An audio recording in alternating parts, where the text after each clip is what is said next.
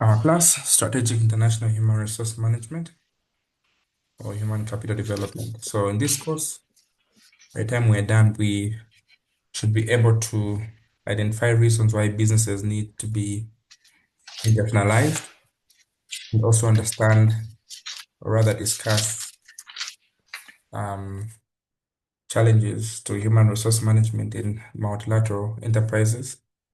The syllabus also covers issues to do with employment standards and laws in relation to international human resource management and the different types of strategic theories of human resource management and also the multilateral models of strategic human resource management.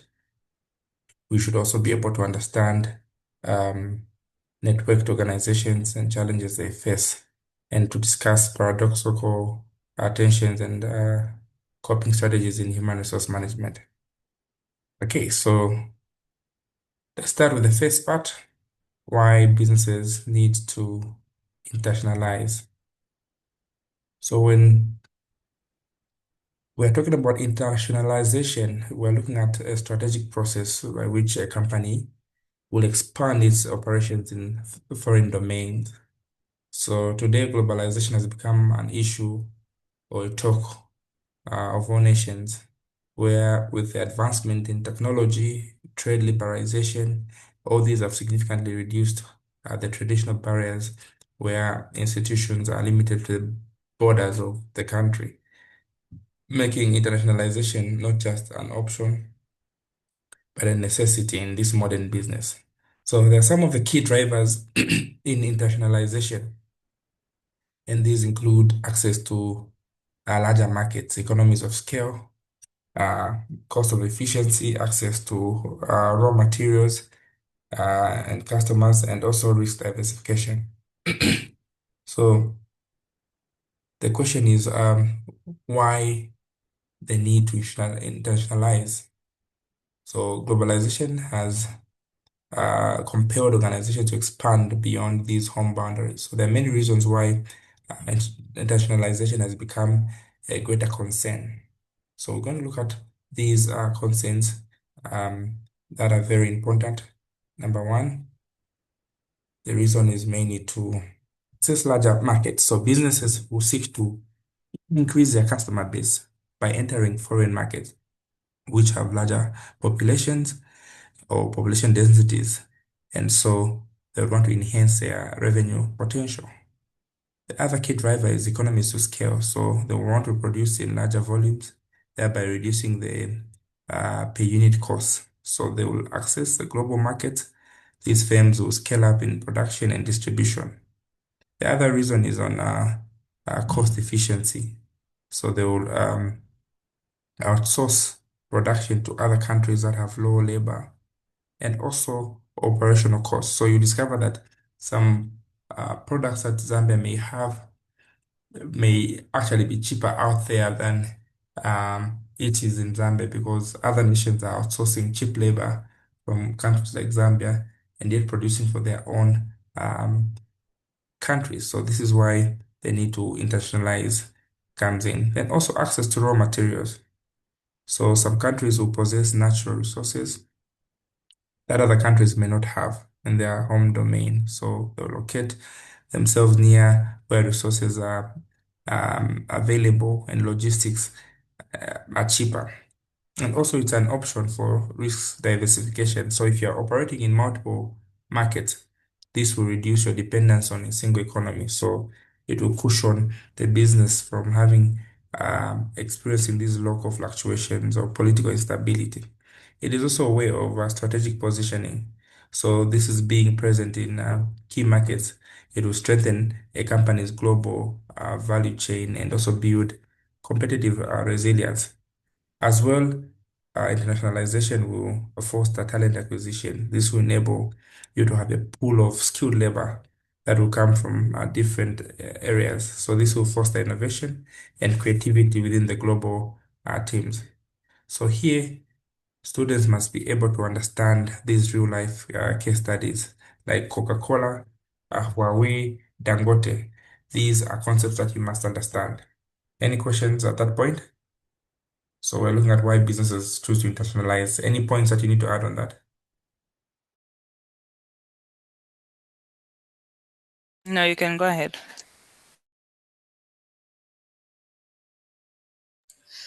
Okay, No, secondly, can you hear me? we now go to the challenges that are there to human resource management in multilateral enterprises. So, what are some of the challenges that have been experienced?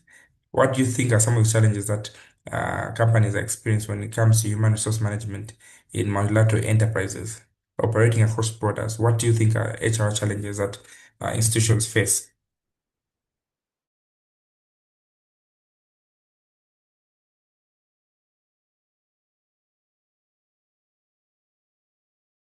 Mm, maybe the according to national labor laws.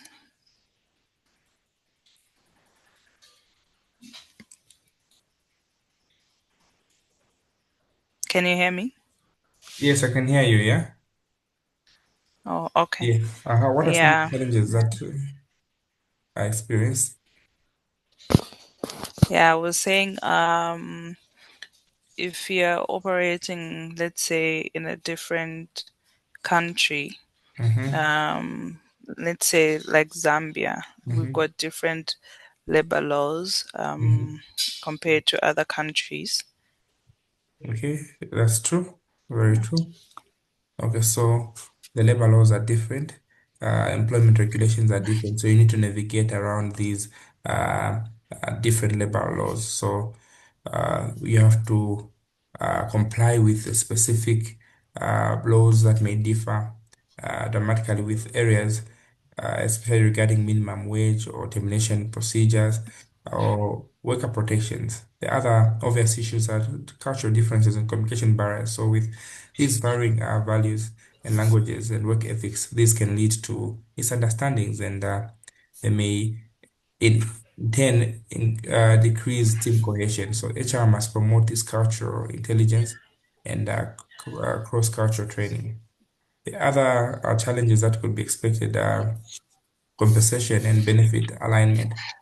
So, creating a fair and motivating reward system that is equitable across different economies and cost of living standards. Also, standardization of performance management. So, performance evaluation criteria may balance global uniformity with local expectations. So, it may foster so that. And then also, an issue of fostering corporate culture across borders. So, if you have a cohesive organizational identity, it is critical for unity, but it must respect the local diversity in different nations. So you need to balance centralization and decentralization in operating in different borders. So basically, you must understand that you need to compare HR practices that are there in regions like Europe, in Africa, so that you appreciate the necessity of adaptive strategies in HR. The other requirement that we need to have in this course is understanding um, employment standards and international HR laws. So international HR, human resource management is heavily influenced by the legal framework, like the International Labour Organization, ILO. Okay, so Mhm. um,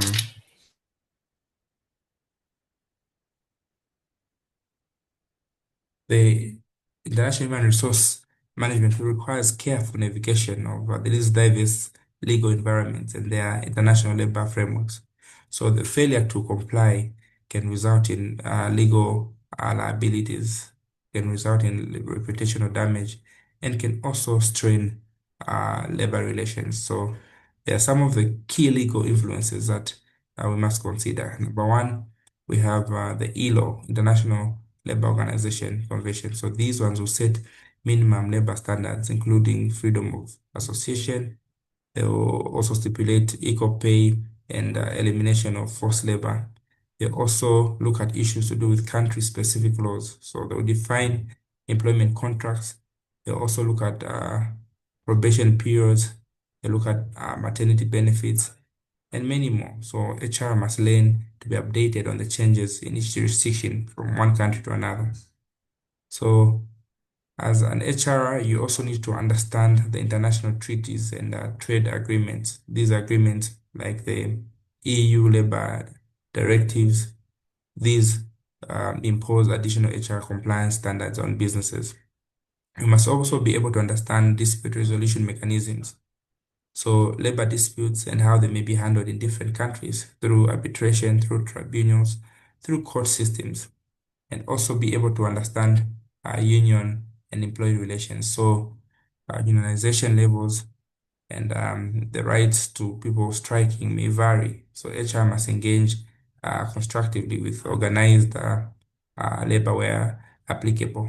So here you must understand as an HR person on compliance issues, on how to manage employment law in different countries.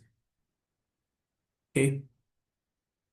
And as part of our syllabus, we also need to understand some of the strategic theories of human resource management. So human resource management provides a foundation for aligning HR policies with organizational goals. So we have a number of theories and models that fit in each of these ones. So these models must be at your fingertips, where you must understand which theory emphasizes what. So we'll look at number one, what is called the RBV, the resource-based view.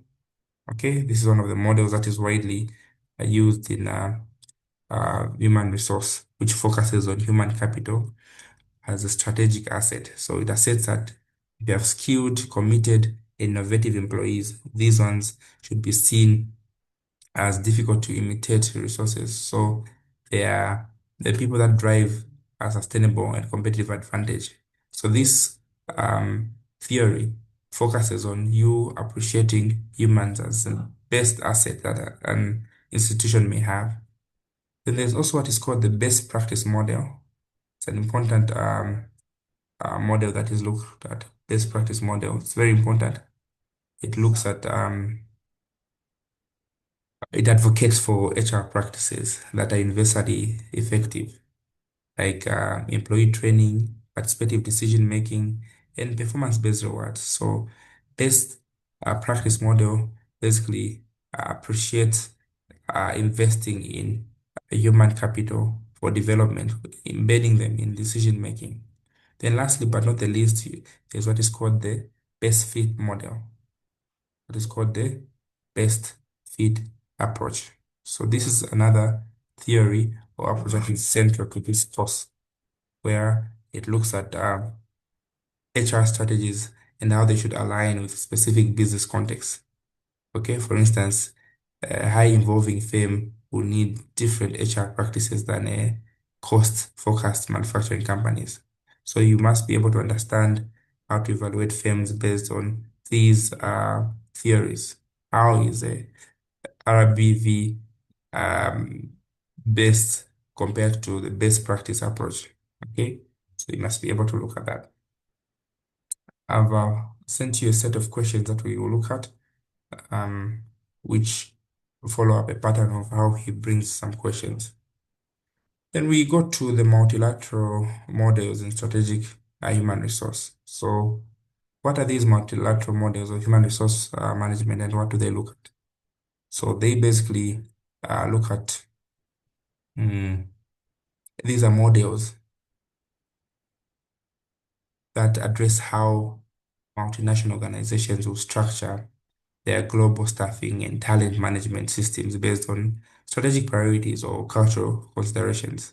So we have some of the core models that I use. We have the ethnocentric approach, the polycentric approach, the geocentric, and the regiocentric approach. So these are the approaches that we're going to look at in the multi-model strategic human resource.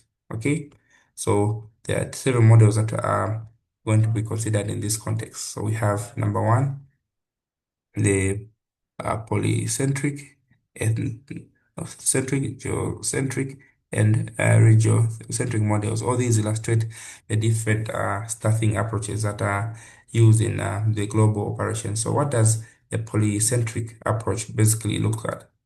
So the polycentric, well, let me start with ethnocentric. Ethnocentric assumes that the key positions are filled with the parent country's nationals. So it means that when a company is employing, it should maintain control and consistency whereby they must prioritize what the local adaptation, the local employees. Then we have the polycentric approach, where local nationals will manage subsidiaries. So to encourage local responsiveness, but may dilute this corporate culture. Then geocentric uh, is one approach where the best talent is recruited regardless of nationality. So it promotes a truly global corporate culture. So it doesn't segregate whoever comes from where. Okay. Um, then we also have regiocentric, okay, where staff are selected from within a specific region. It balances the global integration. I know of PEP stores where the country manager should be from another country. One of the students I taught was managing Malawi, and we had some people here from Zimbabwe. So they have a policy that ensures that a country manager should be from a different country. So these are models that multinational organizations want to adopt in terms of staffing and talent management. All right, are we together so far? Then we go to issues to do with networked organizations and their challenges. Networked organizations and their challenges. So networked organizations are characterized by decentralized structures and digital collaboration platforms. So these will enable agility, innovation, but they may face some of the unique challenges that include the following. So when we're dealing with um, networked organizations in modern businesses, they will usually adopt what is called a network structure. It is very flexible. It is decentralized, where teams will collaborate across different geographic and functional boundaries using what are called digital platforms. So the benefits that we usurp from these networked organizations that they will promote agility and fast decision making, and they will enable innovation to come through diverse team collaboration and also to leverage on global expertise efficiently. Now, there are some of the challenges. Challenges that we experience in these networks is that communication across zone times is a challenge, where scheduling meetings and aligning project timelines becomes complex because one country or one subsidiary is in a different time zone. So some have a time zone that is already uh, it's sunset, it's 02. Okay, we know how these time horizons differ from country to country. So that's one of the biggest challenges. Okay, what are some of the challenges that you think emanate from these networked organizations? I've talked about one to do with communication due to time zones. So explain something to do with managing virtual teams. What is your understanding from that?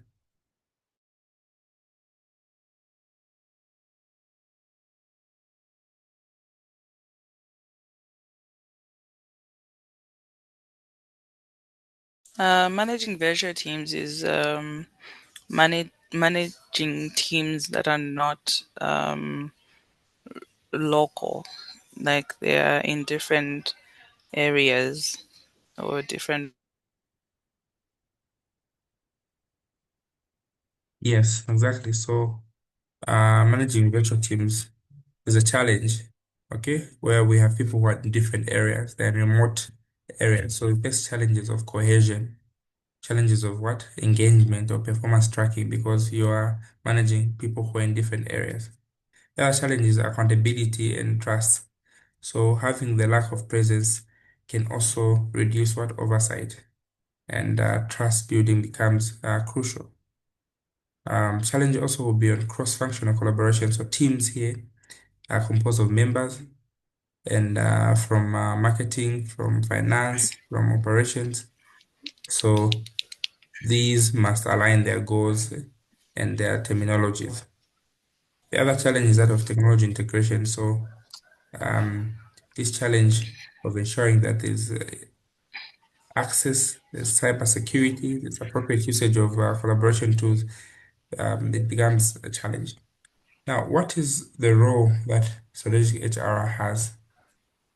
Okay, what is a major role that strategic human resource has? So strategic human resource must facilitate leadership, team building, technological integration to support these dynamic structures. So it must develop a digital HR system and then e-leadership program. It must also offer training on virtual communication to um, enhance conflict resolution. It must also promote team building activities that will foster connection. I've seen companies where uh, employees are encouraged to play games together, to collaborate, to work out together so that there is what? That connection. Okay.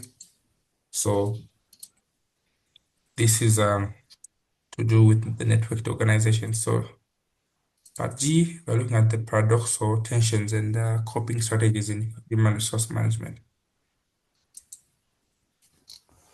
Okay, are we together so far? So before I proceed, maybe let me check on our case study that we have here that I attached. So I'm following through your syllabus just to look at some of the key elements since there are no many past papers hovering around. So I'm trying to follow through what is involved here. Okay, any questions so far? Oh, any questions or contributions so far? Can you hear me? Yes, yes, I My can. internet keeps fluctuating. I was talking, Uh-huh. just found that I wasn't connected. No, no questions so far. Okay, thank you. Okay, so we're looking at the paradoxical tensions and coping strategies in human resource. So in the context of human resource management, paradoxical tensions actually refer to uh, competing yet interdependent forces that organizations must manage to succeed. So these tensions are not just problems to be solved, but they are to be balanced. So human resource managers play a very critical role in playing two roles or navigating these dualities, especially in a volatile and complex environment. So, what are some of the paradoxical tensions that we must expect? The tension to do with global integration against local responsiveness. Yeah. Global integration against what? Local responsiveness. So, in this, we see how multinational companies must maintain um, consistency in human resource practices across borders, whilst also adapting to local laws and cultures. For instance, um, a standardized code of conduct must be interpreted in a certain culture appropriately, but differently in a subsidiary. So there are tensions that emanate in having um, organizations operate in different regions or environments that strategic managers must balance up. So this is what we're talking about. So a paradoxical tension is simply a competing but interdependent force that organizations must simultaneously manage to succeed. Okay, you must balance up. So these tensions, we don't always consider them to be problems to be solved, but sometimes you just need to balance up. As an HR practitioner, you need to play an important role in navigating between these two roles to ensure that in the volatile environment, you're able to balance up. So there are several key paradoxical tensions that we need to talk about. So the tension of having to balance up by being a global figure and local representation. So here, how do HR practitioners balance up in these two roles? So how do we aim to satisfy local needs at the expense of briefly suffocating global needs and vice versa? So this is one of the paradoxes I'm talking about. This other paradox that um, we're talking about is centralized against versus centralized control versus local autonomy. Okay. So in that context, what are we talking about?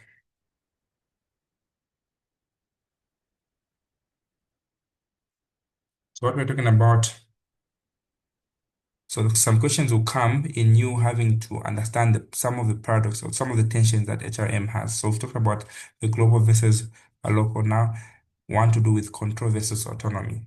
So how is this paradox solved in strategic human resource management? So what it means is that the HQ may want to control HR practices to keep the company on the same path, but the local offices or the subsidiary companies at the grassroots, they need the freedom to make decisions quickly based on the local market and the local staff.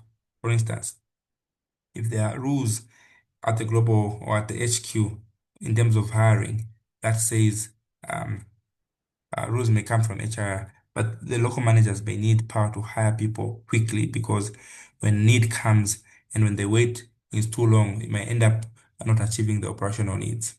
So this is another paradox. It's not a competition, but it is a choke in the process.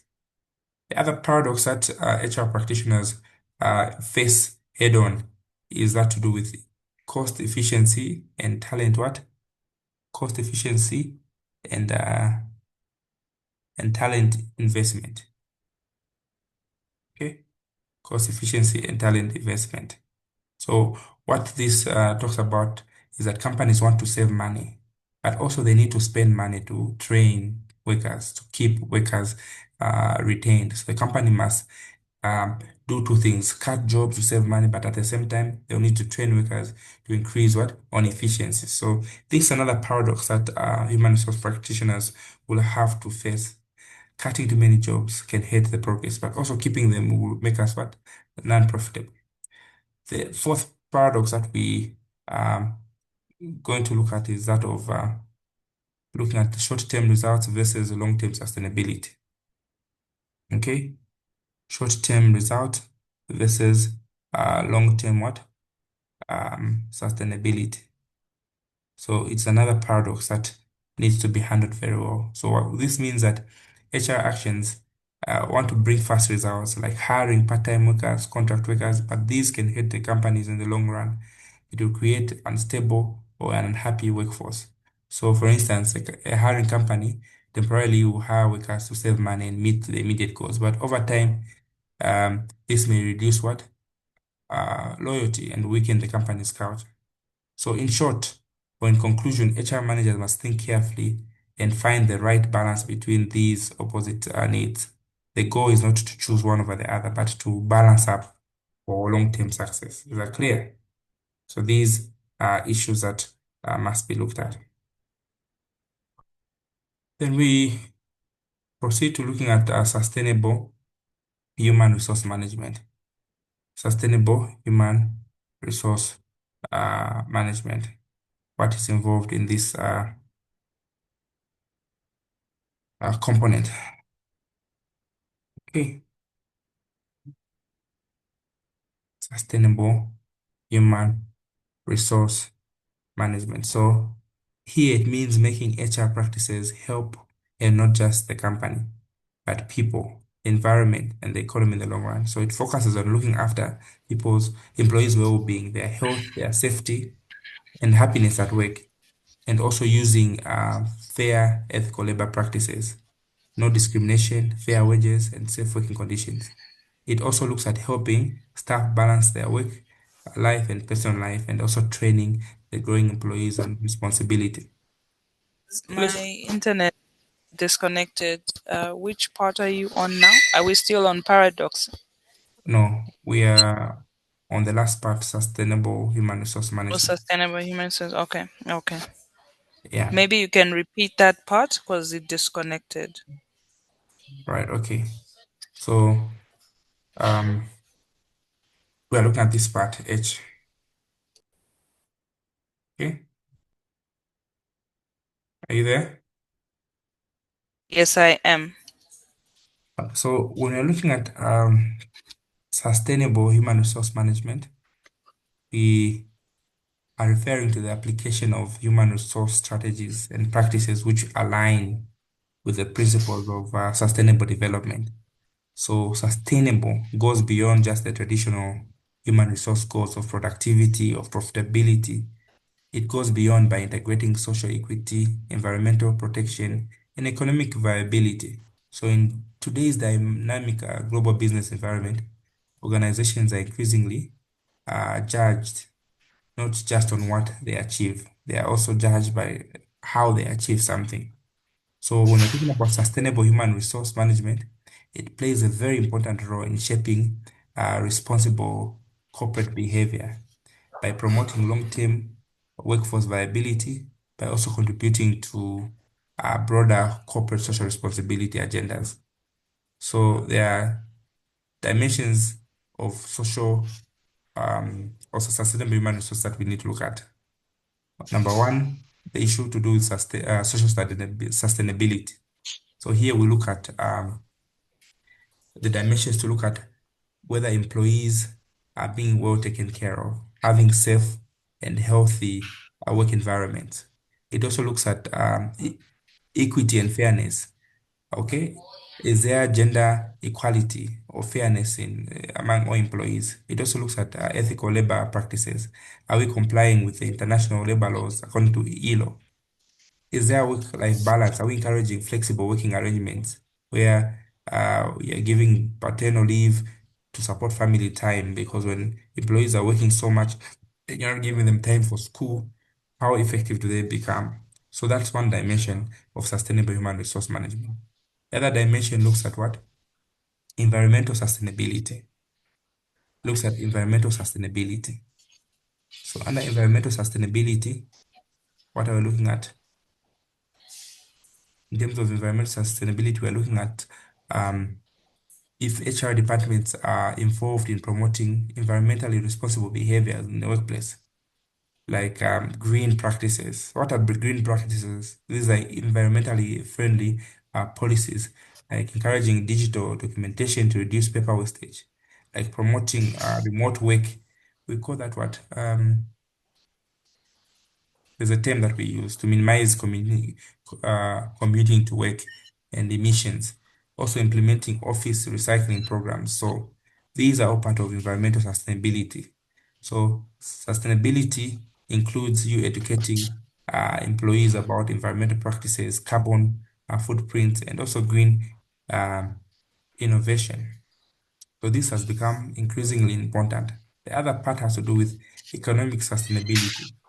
So this is one of the pillars of HR strategies that contributes to long-term financial stability and competitive advantage in an organization. So some of the key aspects of economic stability include retention and engagement. So to reduce turnover. Turnover is people leaving the jobs by investing in employee satisfaction and career growth.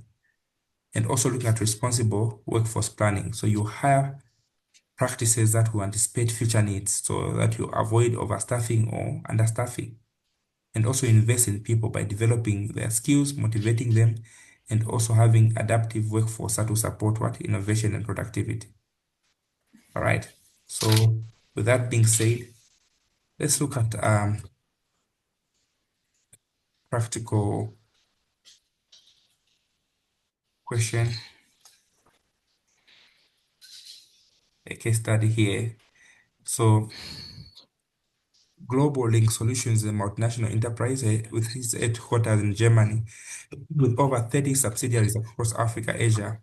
The company specializes in digital transformation services, cloud-based infrastructure. Due to the rapid internationalization, it's facing numerous human resource challenges ranging from cross-cultural management issues, legal compliance, ethical employment practices, and HR strategies. Recently, Alzheimer's subsidiary experienced significant increase in employee turnover, poor cohesion, and growing tensions between expatriate managers and local employees.